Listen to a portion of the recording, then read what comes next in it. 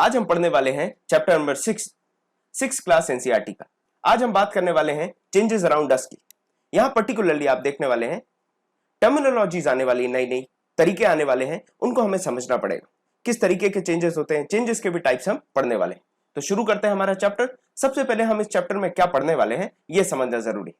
तो हम यहां पर पढ़ने वाले हैं कि सारे जो चेंजेस हैं उनको आप रिवर्स कर सकते हैं। आर ऑल चेंजेस रिवर्सिबल, या फिर can all changes always be reversed. तो यहां पर हम टाइप ऑफ चेंजेस पढ़ेंगे, जो दो टाइप के पढ़ने वाले हैं। उसके बाद हम देखेंगे could there be other ways to bring change, क्या और भी तरीके हो सकते हैं बदलाव लाने के, चेंज लाने के। दो चीजें हमें पढ़नी है, एक तो टाइप ऑफ चेंज और वेज टू ब्रिंग चेंज। इस बुक में, जो कि ये 6 क्लास के बच्चों के लिए लिखी गई है, इसमें बहुत सी ऐसी एक्टिविटीज दी गई हैं जिनसे आपको बड़ी आसानी से रिवर्सिबल और इरिवर्सिबल चेंज समझ में आ जाएगा। आप यहां पर देखें, पहले बताया गया कि आप ले लीजिए रोटी। हम सब घर में देखते हैं जिस तरीके से आप आटे को गूंथते हैं, आटे को मारते हैं, उसके बाद उसके आप गोल भी बना सकते हैं और गोल को बना के आप बाद में बेलन से बेलते हैं और फ्लैटन करते हैं। आप जब उसको फ्लैट कर देते हैं तो अक्सर तो मुझसे तो भारत का नक्शा बनता है, आपसे भी शायद ऐसे ही कुछ बनता होगा। जब भी एक पर्टिकुलर सर्कल नहीं फॉर्म होता है तो हम उसको वापस से गोल करके वापस से इस सर्कल को बनाने की तैयारी करते हैं, वापस से नेक्स्ट अटेम्प्ट देते हैं। तो इस तरीके की चीज को आप क्या कहेंगे, ये इसकी जो सिचुएशन थी गोल से लेके प्लेन तक, ये आपने रिवर्स कर सकते हैं। तो ये एक रिवर्सिबल चेंज है। आगे बताया गया है एक और एक्टिविटी के द्वारा कि आप कागज को मोड़ दीजिए और कागज को मोड़ के बकायदा उसका पेपर प्लेन बना लीजिए, उड़ाइए, उड़ाने के बाद कागज को सीधा कर देंगे तो फिर आपका कागज जो है वो ऐसा का ऐसा हो जाएगा। यहां पर एक बच्ची के बारे में बताया कि वो बलून को फुला रही है, फुलाने के बाद उसकी जो इनिशियल पोजीशन है वो कम से फिर इन्फ्लेट होने के बाद बड़ा हो जाएगा, और जैसे ही उसकी एयर निकल जाएगी वापस वो अपने मीन पोजीशन पे पहुंच जाएगा। यहां तक आपको क्लियर हो गया होगा कि हम जो कैरेक्टरिस्टिक्स बता रहे हैं, ऊपर के जो कैरेक्टरिस्टिक्स हैं, ऊपर के जो एक्टिविटीज हैं, ये आपकी रिवर्सिबल चेंजेस हैं। यहां पर आप जो मीन सिचुएशन है या फिर इनिशियल पोजीशन है वो वापस लाई जा सकती है, वो रीगेन करी जा सकती है। और एक्टिविटीज के बारे में बताया, एक और एक्टिविटी ये बताई कि जैसे ही आप इसको गोल को एक सर्कुलर फॉर्म दे दें आप रोटी को, उसके बाद आप उसको सेक दीजिए। जब आप सेकते हैं रोटी को, सेकने के बाद वो फूल जाती है और वो पक जाती है। क्या पकने के बाद वापस आप उसको वापस इस स्थिति में ला सकते हैं? तो इसका जवाब है नहीं। और यहीं से हमें समझ में आता है कि सारे चेंजेस रिवर्सिबल नहीं होते, मतलब उनको इनिशियल स्टेट वापस आप रिकवर नहीं कर सकते हो। उसका एग्जांपल जैसे रोटी पक गई, नहीं हो सकती अब वापस। अब कागज से हमने यहाँ पेपर प्लेन तो बनाया था, लेकिन अगर आप इस कागज में से एक प्लेन जैसा, एक एरोप्लेन नुमा एक आकार काट देंगे, एक शेप काट देंगे, उसके बाद क्या आप वापस उस कागज को जो तो कर सकते हैं? क्या वो अपना कागज इनिशियल पोजीशन पे आ सकता है? तो इसका जवाब भी नहीं है। इस तरीके के चेंजेस के बारे में एक्टिविटीज के द्वारा सिखाया गया है। हमारे लिए इंपॉर्टेंट यह है कि हम समझें रिवर्सिबल और इरिवर्सिबल चेंजेस क्या होते हैं, क्योंकि जब सवाल आते हैं तो सवाल में ये टर्म्स पूछ लिए जाते हैं, और अगर आपको टर्म्स नहीं पता या फिर कहीं ना कहीं स्टेटमेंट्स में ये टर्म्स होते हैं, अगर आपको ये टर्म्स नहीं पता तो वहां आप फंस सकते हैं। अब जैसा कि मैंने आपको बताया कि किस तरीके से आप चेंज ला सकते हैं, ये दूसरा सेक्शन है आपके चैप्टर का। यहां पर बात की गई है लोहार की। किस तरीके से आप देखेंगे ये तमाम जो प्लॉइंग के लिए, हमारे किसानी के लिए यूज होते हैं, या फिर गड्ढा खोदने के लिए, गार्डनिंग के लिए, इस तरीके के टूल्स यूज करते हैं हम।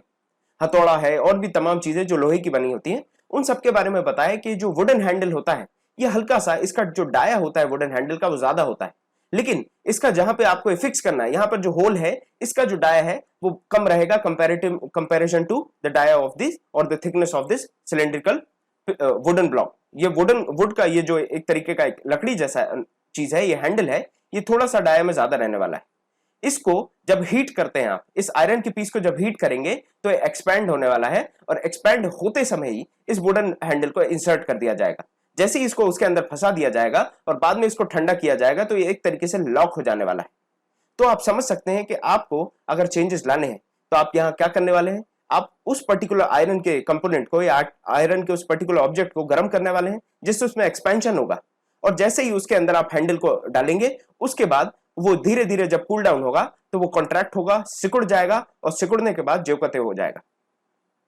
इससे मुझे एक पर्टिकुलर एप्लीकेशन याद आ रहा है जो मैं साइंटिफिकली हम समझ सकते हैं और यहीं से हम कनेक्ट कर सकते हैं। जो आपकी रेल की पटरियां होती हैं, आप कभी रेल की पटरियों पे अगर चले होंगे थोड़ा बहुत तो आपको पता होगा कि रेल की पटरियों के बीच में कुछ गैप होता है, गैप्स होते हैं रेल की पटरियों के बीच में। तो वो गैप्स क्यों दिए जाते हैं?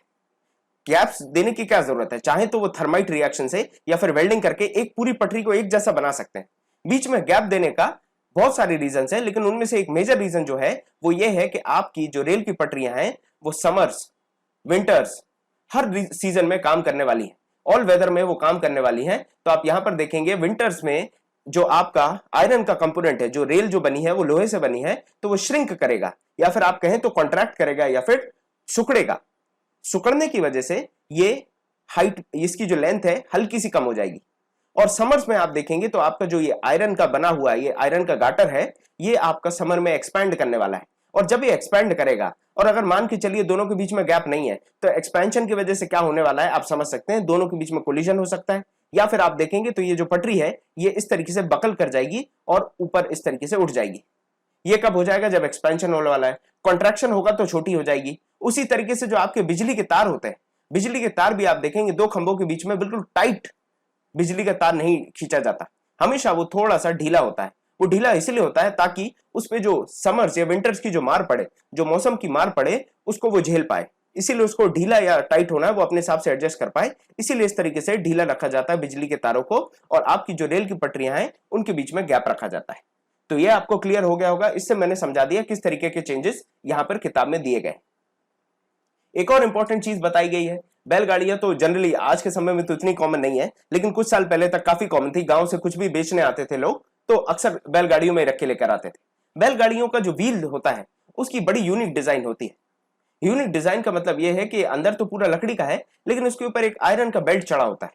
ये आयरन का बेल्ट या फिर एक मेटल रिम कहे इसको हम, तो इस मेटल रिम को चढ़ाने के लिए सेम वही प्रोसीजर अपनाया जाता है कि इसका जो डाया है, ये जो आपका रिम का डाया होगा, इसको कम रखा जाएगा, और इसको कम रखने से जैसे ही आप इसको हीट करके इसके ऊपर चढ़ाएंगे तो ये चढ़ जाएगा, और उसके बाद जैसे ये कूल डाउन होगा, ये कॉन्ट्रैक्ट होगा और इसके ऊपर कस जाएगा अच्छे तरीके से। तो ये पर्टिकुलर मैकेनिज्म यूज किया जाता था व्हील्स पे, आपके अगर बैलगाड़ी के ऊपर अगर आपको एक मेटालिक रिम चढ़ाना है। तो ये दो प्रोसेसेस यूज किए, हीटिंग एंड कूलिंग, और साथ में हमने बात की रिवर्सिबल चेंजेस किस तरीके से हो सकते हैं और क्या क्या टाइप्स हैं। टाइप ऑफ चेंजेस की बात करें तो एक चेंज ऐसे हैं जिनको रिवर्स नहीं कर सकते, उनको हम कहते हैं इरिवर्सिबल, जो रिवर्स हो सकते हैं उनको कहते हैं रिवर्सिबल।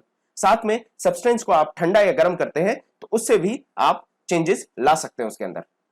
अब हम देखते हैं टेकअवेज। हमेशा की तरह हम ये देखने वाले हैं आज हमने इस चैप्टर से क्या सीखा। सबसे पहले सवाल, आप इसको स्लाइड को पॉज कर लीजिए, पॉज करने के बाद आप इनके जवाब देने का प्रयास करिए, फिर हम इस पर डिस्कशन करते हैं। चलिए, उम्मीद करता हूं आपने इसके जवाब लिख लिए होंगे। सबसे पहला सवाल, some changes can be reversed and some can not be reversed. अब आपको मुझे यह बताना है ये स्टेटमेंट ट्रू है या फॉल्स है। तो हम सब समझ रहे हैं कुछ चेंजेस जो हमने देखे, किस तरीके से कागज को मोड़ के उन्होंने एक पेपर प्लेन बनाया, बाद में वापस उस कागज को यूज कर सकते हैं।